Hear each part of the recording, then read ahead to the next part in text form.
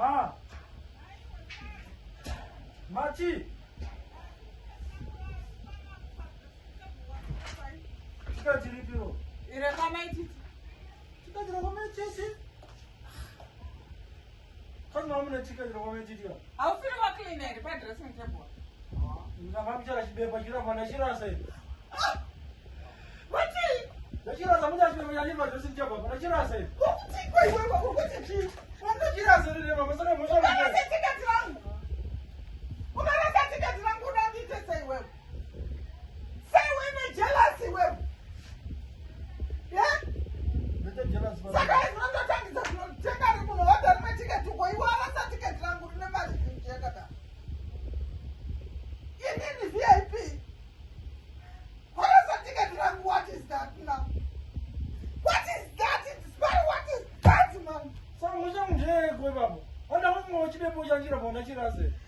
Sparrow inanzi kutova newe. Yes, no, this is a great opportunity. Yatikodirwa na ITT for free. Kuti tisangane nema-Nigerians. Muona muZimbabwe. I've got so many years in this industry. Sinambosangana na-Nigerians. Now utawana great opportunity. Wakurasa ticket langu iwewe. Wakurasa ticket langu iwewe. Wakurasa ticket langu. Get away. Bona. Munzikira yo ticket. Bona. Ndokura. Ndichawana kupi kwa mkana. Ndichawana kupi mkana wa. Mundulele baba. Ndichawana kupi Mundulele. Kurasa ticket. Zithamjela zvinhu zvenyu kwacho. Nai inyango chibeba na chirasa wewe. Ushiti chibeba chakanyorwa kuti Mike. Chisare kwacho. This is devil. Devil unonyepa. Satan uri kunyepa.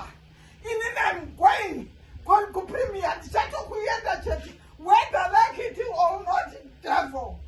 Haundikurire iwewe unonyepa iwewe. Unonyepa devil I'm going there. Kusangana nema-Nigerians for free.